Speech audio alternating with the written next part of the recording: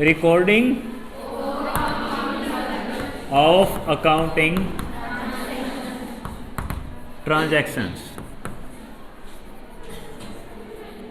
ये हमारे चैप्टर का नेक्स्ट चैप्टर का टाइटल है, रिकॉर्डिंग ऑफ अकाउंटिंग ट्रांजैक्शन। हम फर्स्ट टाइम अपने बुक्स ऑफ अकाउंट में रिकॉर्ड करेंगे ट्रांजैक्शंस को।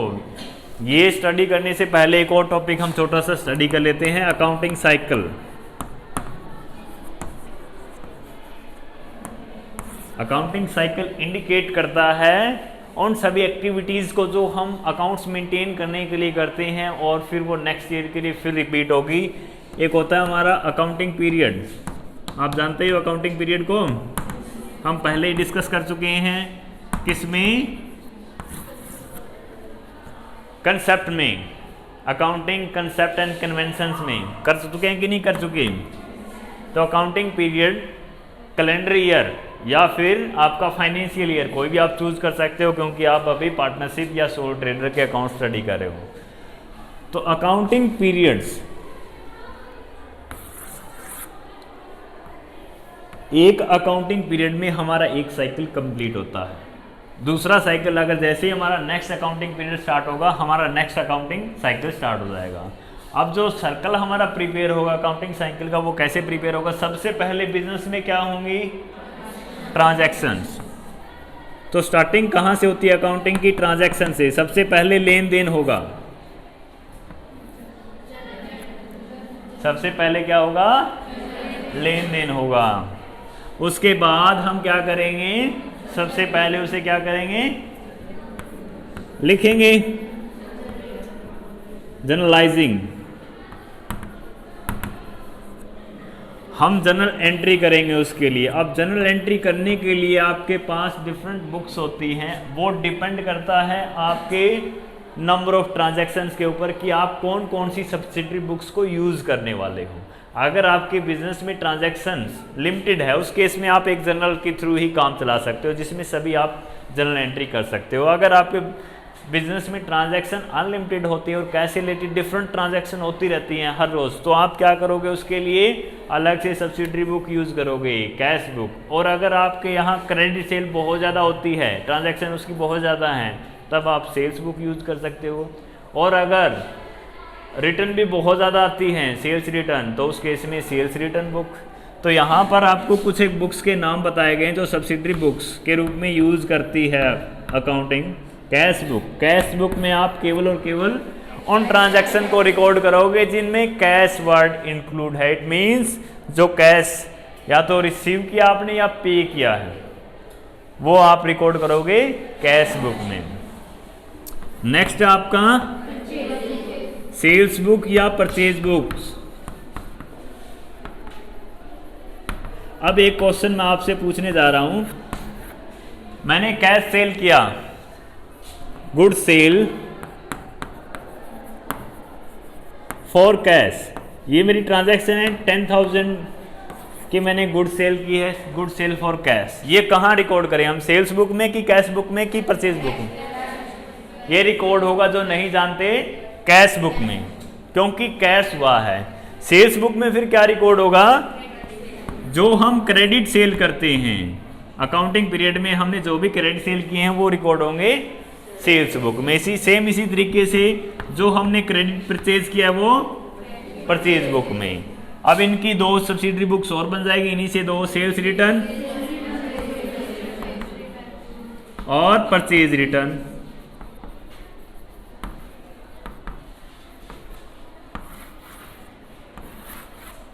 इनके अलावा हम क्या करते हैं, जब क्रेडिट सेल कर रहे हैं तो इसके साथ साथ हम क्या कर सकते हैं? बिल्स रिसीवेबल रिसीव कर सकते हैं ना। हमने क्रेडिट सेल किया, उससे हम बिल भी तो रिसीव कर सकते हैं। वो डेटर्स हमारे क्या होंगे? किस में कन्वर्ट हो जाएंगे? बिल रिसीवेबल में। तो अगर हमारे पास बहुत सारे बिल्स आ जाते हैं, तो अगर हम सेपरेट उनके लिए एक बुक्स मेंटेन करना चाहें तो मेंटेन कर सकते हैं। बिल रिसीवेबल, इसमें सिर्फ और सिर्फ बिल रिसीवेबल्स से रिलेटेड ट्रांजैक्शन को हम रिकॉर्ड करेंगे अगर हमने रिसीव किया है तो, और अगर उसके बदले में हमने पेमेंट रिसीव किया। नेक्स्ट आपकी बिल्स पेबल, इसमें बिल्स पेबल से रिलेटेड एक आपकी जर्नल प्रॉपर होगी। जिसमें आप बाकी जो कहीं नहीं आपने रिकॉर्ड की वो इसमें करते हो। अगर आपने ये सारी बुक्स रखी हुई फिर भी एक और ट्रांजैक्शन ऐसी है जो कहीं भी रिकॉर्ड नहीं हुई तो आप इसमें करोगे। जैसे डेप्रिसिएशन किसी बुक में आएगी, किसी बुक में नहीं आएगी, वो कहाँ जाएगी फिर जनरल प्रॉपर में। तो ये बुक्स हम मेंटेन कर सकते हैं। ये हमारे बिजनेस के नेचर्स के ऊपर और उसमें होने वाले ट्रांजैक्शंस के ऊपर डिपेंड करता है कि हम इनमें से कौन कौन सी बुक यूज़ करने वाले हैं। हम स्टडी कर रहे थे अकाउंटिंग साइकिल। पहली जो स्टेज थी वो हमारी ट्रांजैक्शन हुई, उसके बाद हम करते हैं जनरलाइज। हम पहली बार अकाउंटिंग जो हमारे बिजनेस ट्रांजैक्शन उनको रिकॉर्ड करते हैं, वो होता है आपका जनरलाइज। उसके बाद हम क्या करते हैं, कैटेगराइज करते हैं ना इनको। फिर हम क्या करते हैं, लेजर प्रिपेयर करते हैं, जिसमें हम क्या करते हैं, जनरलाइजिंग में जो हमने ट्रांजैक्शन रिकॉर्ड किए हैं सिमिलर नेचर्स की ट्रांजैक्शन को हम एक जगह पर इकट्ठा करते हैं और हर एक नेचर की आइटम के लिए या पर्सन के लिए हम क्या करते हैं, एक सेपरेट अकाउंट मेंटेन करते हैं, जिसके लिए आप जो बुक यूज करते हैं उसे हम क्या बोलते हैं, लेजर। तो फिर जनरलाइजिंग के बाद लेजर में आप क्या करते हो, पोस्टिंग। जर्नल के लिए आप जब पहली बार रिकॉर्ड करे हो वर्ड यूज होगा एंट्री। यहाँ पर जब जनरल से आप लेजर में उतार रहे हो तब उसके लिए वर्ड यूज होगा पोस्टिंग, खैतानी जिसे हम हिंदी में बोलते हैं। नेक्स्ट आपका है लेजर के बाद आप क्या प्रिपेयर करोगे, ट्रायल बैलेंस। ट्रायल बैलेंस वो लिस्ट है जो हमने लेजर से बैलेंसेस निकाल के बनाई है। और फिर आपका आएगा, आप फाइनल अकाउंट प्रिपेयर करोगे, trading account and profit and loss account आप प्रिपेयर करोगे और बैलेंस शीट, ये सारी चीज़ें आप प्रिपेयर करोगे। और फिर से हमारा अकाउंटिंग साइकिल कंप्लीट हो जाएगा और नेक्स्ट साइकिल हमारा चल पड़ेगा। थोड़ी सी कंजस्टेड होगी जगह, यहाँ पर दोबारा से लिख देता हूँ मैं। यहाँ पर हम लिख देते हैं ट्रायल बैलेंस और फिर profit and loss account and balance sheet. Trading understood सी बात है, आप समझ लेना। और फिर से ट्रांजैक्शन। तो ये साइकिल हमारा चलता रहेगा। ट्रांजैक्शन होगी, रिकॉर्ड करेंगे, लेजर में पोस्टिंग करेंगे, ट्रायल बैलेंस बनाएंगे, प्रॉफिट एंड लॉस अकाउंट बनाएंगे, फिर से ट्रांजैक्शन होगी। इस तरीके से हमारा अकाउंटिंग साइकिल चलता रहता है हर एक अकाउंटिंग पीरियड के लिए। कई बार हमें अकाउंटिंग पीरियड्स के बीच में भी अकाउंट्स बनाने पड़ जाते हैं, तो उस केस में ये साइकिल जो है वो ड्यूरेशन हमारी छोटी हो जाती है। तो वो ये साइकिल की ड्यूरेशन हमारी डिपेंड करती है अकाउंटिंग पीरियड्स के ऊपर। अब हम स्टडी करने जा रहे हैं कि हम ट्रांजैक्शन को पहली बार रिकॉर्ड कैसे करेंगे। जो परफॉर्मा हमारा वो क्या है, जर्नल एंट्री करने के लिए जो परफॉर्मा हम यूज करने वाले हैं वो कैसा है।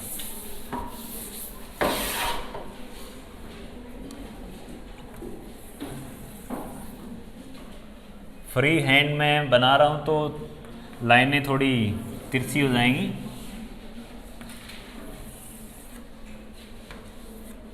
सबसे पहले देखो, ट्रांजैक्शन हम जब करते हैं तो डेट लिखना क्यों ज़रूरी है। कई बार ये होता है ना, जैसे हम एक फनी एग्जाम्पल के थ्रू इसे स्टडी करना चाहें तो भाई बहन में कई बार ये होता है कि मैं तेरे से 50 रुपये लेने हैं मुझे या 500 रुपये लेने हैं। कौन से 500 रुपये कब दिए थे, आ जाती है कि बात नहीं आ जाती, कब दिए थे। तो पहले आपको यही चीज़ मेंशन करनी है कि ये जो ट्रांजैक्शन हुई थी कब हुई थी। तो पहली चीज़ आप क्या नोट करोगे, डेट। पहली बात तो कल को अगर आपसे कोई पूछे कि कब ट्रांजैक्शन हुई थी तो इस तारीख को हुई थी। डेट में आप सबसे पहले जैसे ही स्टार्ट करते हो आप क्या लिखोगे, जैसे आज डेट हमारी 22, ये डेट है। इसमें हर बार आपको मंथ और ईयर लिखने की आवश्यकता नहीं है जब तक ये दोनों कंप्लीट नहीं हो जाते हैं। पहली बार आपने डाल दिया, उसके बाद नेक्स्ट आप 23 डालोगे। क्यों? क्योंकि जो अकाउंट्स हमारी हैं वो मेंटेन किए जाते हैं क्रोनोलॉजिकल ऑर्डर में,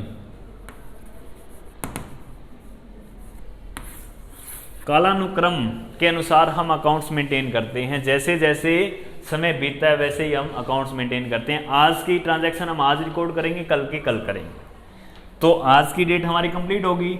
इसके बाद अगर नेक्स्ट डेट हमें रिकॉर्ड करना है कल के लिए तो 23। अब उसके बाद ये तो है नहीं कि 22 के लिए हम 22 ऑफ नवंबर हम रिकॉर्ड करने जा रहे हैं। तो इसीलिए आपको हर बार मंथ्स और ईयर रिपीट करने की आवश्यकता नहीं है जब तक वो चेंज नहीं हो जाते। ठीक है, पहला कॉलम आपका रहेगा डेट के लिए।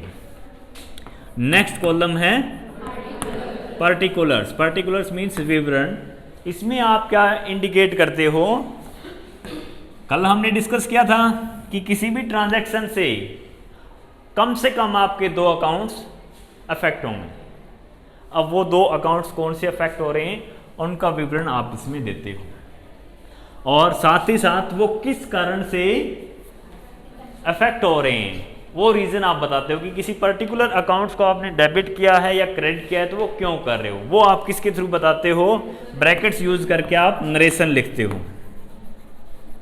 नरेशन के थ्रू आप ये बताते हो कि किसी पर्टिकुलर अकाउंट्स को डेबिट किया गया तो क्यों किया गया, क्रेडिट किया गया तो क्यों किया गया।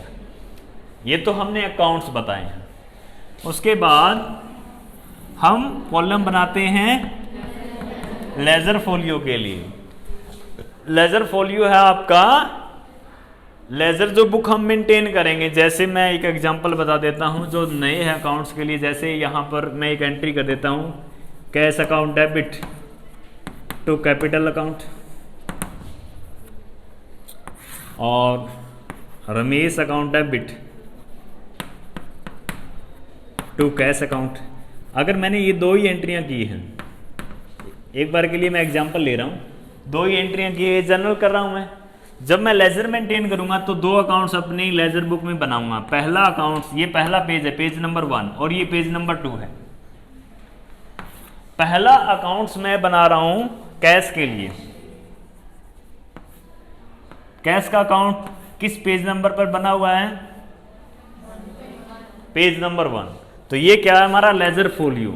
लेजर फोलियो ये इंडिकेट करता है, ये हम हर एक अपनी एंट्री के सामने मेंशन करते हैं। ये इंडिकेट करता है कि इस अकाउंट्स को आपने लेजर बुक के किस पेज के ऊपर ओपन किया हुआ है, ताकि आप डायरेक्टली वो एंट्री देखो और फिर आप डायरेक्टली उस अकाउंट्स के उसी पेज पर चले जाओ जहां पर उसका अकाउंट है। नहीं तो लेजर बुक में हजारों अकाउंट हो सकते हैं, तो आप एक एक करके चेक करोगे कि कौन सा अकाउंट कहां पर है, तो कितना टाइम लगेगा आपको। तो इसीलिए हम हर एक जनरल एंट्री के सामने मेंशन करते हैं लेजर फोलियो।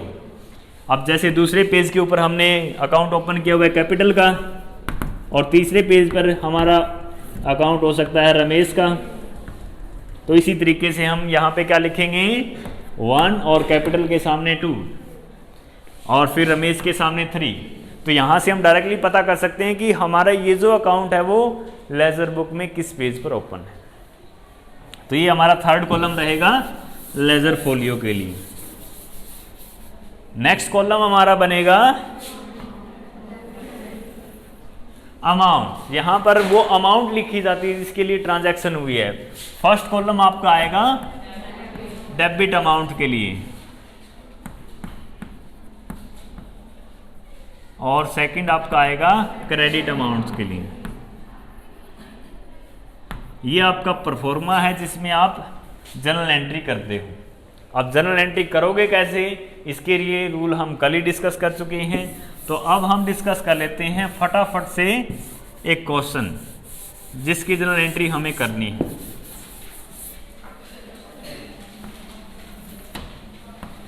जनरली आपको क्या है, लेजर फोलियो लिखने की आवश्यकता नहीं होती अपनी क्वेश्चन जब आप सोल्व करते हो, क्योंकि आपको लेजर बनाने ही नहीं है और लेजर अब बुक आपने रखी नहीं हुई है, तो आप लेजर फोलियो कहाँ से लिखोगे। लेकिन जब आपके सामने क्वेश्चन आता है, आप क्वेश्चन सोल्व करते हो, इसी परफॉर्मे के अकॉर्डिंग आप जनरल एंट्री करोगे और लेजर फोलियो के लिए कॉलम आप बनाओगे लेकिन उसे खाली रखोगे। चलिए अब इस पे बेस क्वेश्चन हम डिस्कस कर लेते हैं।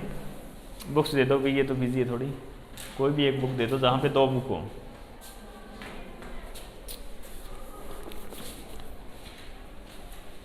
कुछ एक इम्पोर्टेंट कंसीडरेशन और दी गई हमें, वो चलिए एक बार डिस्कस कर ही लेते हैं हम। वैसे तो जो अकाउंट्स पढ़ के आए हैं वो समझ आते हैं इस बात को, लेकिन जो अकाउंट नहीं पढ़ के आए उनके लिए कई बार ट्रांजैक्शन हमें दी होती हैं सेल्स और परचेज से रिलेटेड और एक्सपेंसिव से रिलेटेड या इनकम से रिलेटेड। इन केस में हमें ये दिया होता है जैसे एक्सपेंसिव पेड 2000 या फिर amount paid to, salary paid to Ramesh लिख देते हैं हम, सैलरी पेड टू रमेश 2000। अब मैं पहले ये डिस्कस कर लेता हूँ, फिर ये बताऊंगा ये क्यों लिखा मैंने। सेल्स से रिलेटेड जब भी आपको ट्रांजैक्शन दी जाती है तब आप कैसे डिफाइन करोगे कि वो कैश है या क्रेडिट है, क्योंकि दो ही टाइप्स की सेल हो सकती है, कैश या क्रेडिट। या तो आप उधार बेचोगे या आप नकद बेचोगे। अब सेल से रिगार्डिंग आपको ट्रांजैक्शन दी गई है तो आप कैसे डिसाइड करोगे कि आपकी जो ट्रांजैक्शन है वो कैश है या क्रेडिट है। जैसे अगर आपको ये दे दिया जाता है goods sold for cash, it means जब भी ट्रांजैक्शन में कैश का नाम आ जाए इसका मतलब क्या है, वो कैश है। अगर यहां पे मैं ये भी लिख दूं goods sold to Ramesh, goods sold to Ramesh for cash, cash के लिए मैंने गुड्स सोल्ड कर दी रमेश को, इट मीन्स कैश सेल है। और अगर सिर्फ और सिर्फ हमें जो बाय कर रहा है हमसे गुड्स उसका नाम दे दिया जाता है, कैश नहीं दिया जाता, फिर वो क्या है, क्रेडिट सेल है। और अगर हमें ये डायरेक्टली दे दिया जाता है कि गुड्स सेल टू रमेश, तब तो कैश है, और गुड्स सेल फॉर कैश तब कैश है। कंफ्यूज कर दिया। Goods sale to Ramesh credit है, जब नाम दिया हुआ है, कैश नहीं बताया हुआ हमें कैश है कि नॉन कैश है, इट मीन्स क्रेडिट है। जब हमें कैश दिया हुआ है तब तो कैश है ही है, और अगर हमें नाम भी नहीं दिया हुआ गुड्स सोल्ड तो फिर हम क्या मानेंगे, उसे कैश मानेंगे। अगर हमें नाम नहीं दिया हुआ किसी भी बायर का और हमें यह भी नहीं बताया कि वो कैश है या क्रेडिट है, उस केस में हम उसे मानेंगे कैश। जैसे गुड्स सोल्ड और सामने आपको डायरेक्टली लिख दिया 10,000, ये भी एक ट्रांजैक्शन है, गुड्स हमने बेची है। अब इसमें ना तो हमें ये बताया कि कैश बेची है या क्रेडिट सेल की है, तो उस केस में हम इसे क्या मानेंगे, कैश मानेंगे। तो जब हम सेल्स की बात कर रहे हैं तब अगर नाम आ जाता है और साथ में कैश नहीं दिया हुआ था तो वो क्या है, क्रेडिट है। अब अगर हम बात करते हैं एक्सपेंसेस की, नाम भी आ रहा है, साथ में ये भी नहीं दिया हुआ कि हमने कैश पे किया है कि नहीं किया। कैश दिया हुआ कहीं, सैलरी पेड टू रमेश नहीं दिया हुआ ना, कैश का जिक्र नहीं है, लेकिन फिर भी हम क्या मानेंगे कि ये क्या हुई है, कैश ट्रांजैक्शन है ये, इसीलिए मैंने यहां पर लिखा है। तो ये तो कॉमन सेंस की बातें, सैलरी पेड टू रमेश हम कब लिखेंगे, जब हमने पे किए, सैलरी कैश दिया तभी तो हम लिखेंगे। लेकिन इसमें कॉमन सेंस की बात ये है कि अगर हमने ये दे दिया कि गुड्स सोल्ड, हमें नाम बताया नहीं कि किसको बेची है, तो सीधा सा मतलब है हमने नगद बेची है। और जब हमें नाम बता दिया कि रमेश को बेची है, हमें ये नहीं बताया कि उधार बेची कि नगद बेची, तो हम तो यही मानेंगे कि उधार बेची है। जब हमें ये बता दिया कि रमेश को बेची है, नगद बेची है, तब तो फिर नगद ही मानना है। तो वही वाली बातें हैं यहाँ पर, यही सेम कैश के केस में और यही सेम परचेज के केस में। एक्सपेंसेस और इनकम के सेम में अलग है। सैलरी या कमीशन रिसीव्ड अगर आपको दे दिया, कब देगा, जब आपने पैसे प्राप्त किए तभी देगा, तो मीन्स क्या है, वो कैश है। तो ये थे इंपॉर्टेंट इंस्ट्रक्शन जब आप जनरल एंट्री करोगे उनके लिए। अब हम स्टेटमेंट पढ़ने जा रहे हैं फर्स्ट क्वेश्चन की। बंद होगी।